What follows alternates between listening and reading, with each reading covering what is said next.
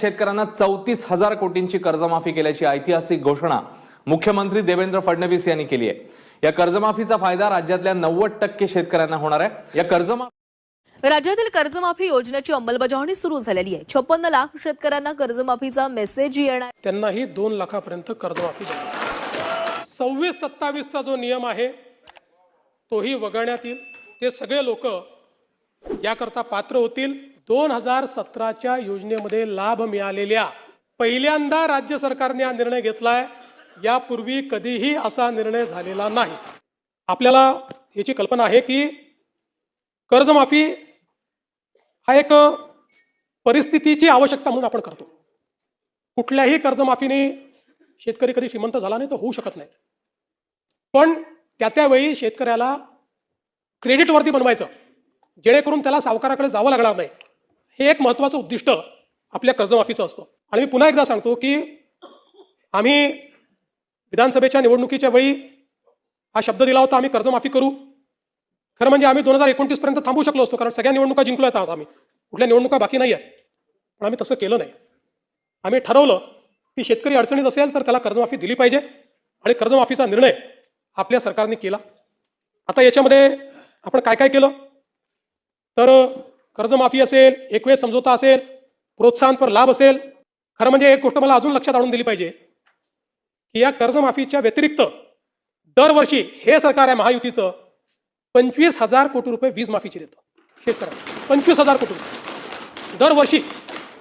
हे पैसे भरावे लागतात, हे माफ नाही होत, हे भरावे लागतात दरवर्षी। पहिल्या वर्षी 20,000 कोटी, 22,000 कोटी, 25,000 कोटी हे पैसे आपण भरतो। आणि एकूण जर आपण कृषी विभागाचा आजचा आउटले बघितला, सगळं मिळून वेगवेगळ्या योजना आणि देणाऱ्या सबसिडी, तर तो 95,000 कोटी रुपयाचा आहे। 95,000 कोटी रुपये। आणि हा कर्जमाफीचा निर्णय आपण घेतला। आपण राष्ट्रीयकृत बँका, व्यापारी बँका, खाजगी बँका, जिल्हा मध्यवर्ती सहकारी बँक सगळ्यांची बैठक घेतली, आणि या ठिकाणी त्याच्या आधारावर सगळा डेटा घेतला, आणि त्यानंतर मिळालेल्या माहितीच्या आधारावर पुण्यश्लोक अहिल्यादेवी होळकर शेतकरी कर्जमुक्ती योजना आपण तयार केली।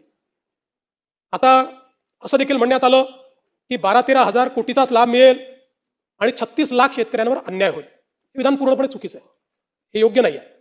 खरं तर 56 लाख शेतकऱ्यांना 36,585 कोटीचा लाभ देणारी ऐतिहासिक अशा प्रकारची योजना आहे। आता मी आपल्या लक्षात आणून देतो, आपल्या काळामध्ये महात्मा ज्योतिराव फुले शेतकरी कर्जमुक्ती योजना तयार झाली होती।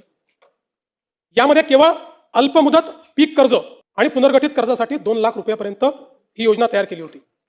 मात्र पुण्यश्लोक अहिल्यादेवी होळकर मध्ये आपण 2 लाखापेक्षा जास्तही ज्यांचे थकबाकी आहे त्यांनाही 2 लाखापर्यंत देतोय। आपल्या योजनेत 2 लाखावर 1 रुपया जरी वर असेल तरी त्याला कर्जमाफी मिळालेली नाही। इथे 2 लाखाच्या वर असेल तरी त्याला आपण ती कर्जमाफी देणार आहोत। आणि आपण जर बघितलं तर महात्मा ज्योतिराव फुले शेतकरी कर्जमाफी योजना जी आहे याच्यामध्ये 32 लाख शेतकऱ्यांना त्या ठिकाणी लाभ मिळाला होता। त्यापैकी बहुतांश शेतकऱ्यांनी पुन्हा कर्ज भरलेलं आहे, काही शेतकऱ्यांनी भरलेलं नाही।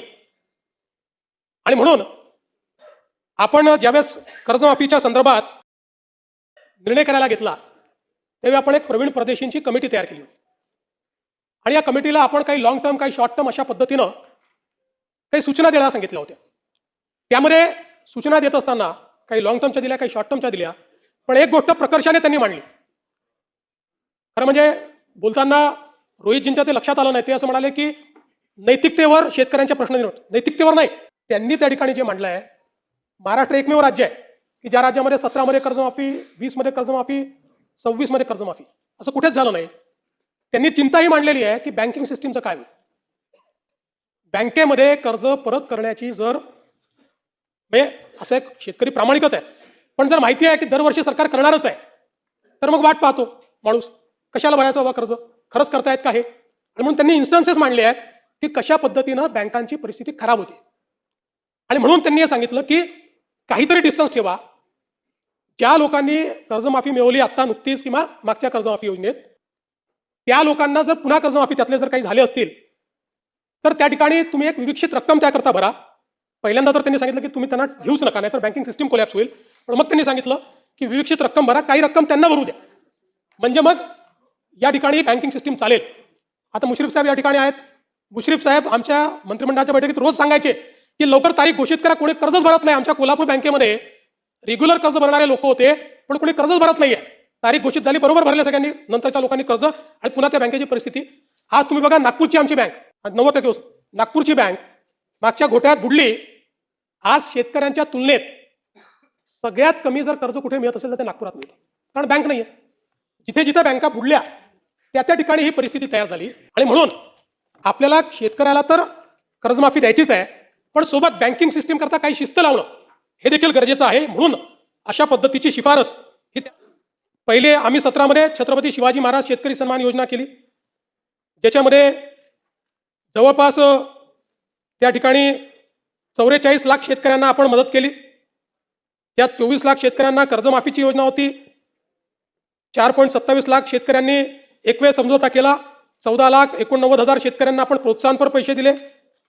आणि मग जेव्हा महात्मा ज्योतिराव फुले शेतकरी कर्जमुक्ती योजना आली, त्यावेळी रोहित पवारजी, आपली माहिती चुकीची आहे, 2017च्या योजनेमध्ये लाभ मिळालेल्या, म्हणजे छत्रपती शिवाजी महाराज योजनेत लाभ मिळालेल्या शेतकऱ्यांना 2019च्या कर्जमाफी योजनेतनं वगळण्यात आलं, देण्यात नाही आलं, हे वगळण्यात आलं.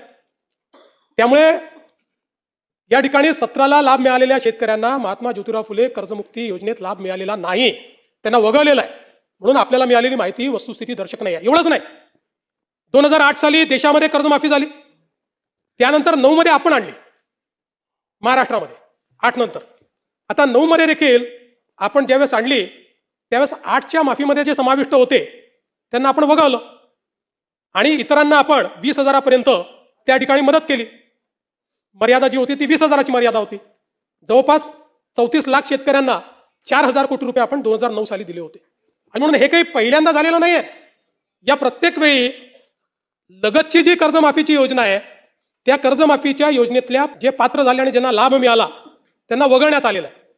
आणि आपण जर बघितलं तर याच्यामध्ये परतफेडीच्या संदर्भातही हे जे टाकण्यात आलं की 2026 आणि 27ला पैसे परत केले पाहिजे, याच्या मागचा उद्देश हाच होता की आपण ज्यांना प्रोत्साहन देतोय, प्रोत्साहन घेत असताना त्यांनी पुढे नीट कर्ज भरलं पाहिजे, या दृष्टीनं आपण या ठिकाणी अशा पद्धतीची योजना केली होती.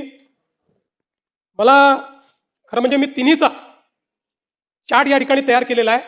आपल्या लक्षात येईल आतापर्यंतच्या योजनांमधली सगळ्यात मोठी योजना ही यावेळची कर्जमाफीची योजना आहे. टाळ्या याच्यानंतर वाजवा. सातत्याने या संदर्भात अटी शर्ती आहे तशी मागणी होत होती.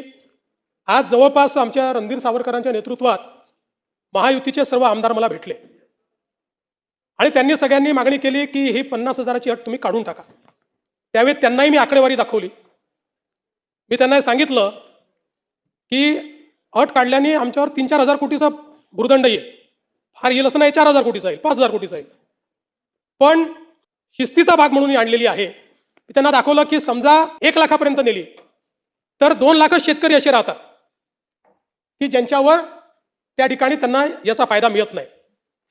पण तरी देखील सगळ्यांचं मत होतं की 2 लाख शेतकरी का सोडतात. केवळ त्याच्याकरता शेतकऱ्यांमध्ये अशी भावना होईल की कोणाला ठेवलं आणि कोणाला वगळलं.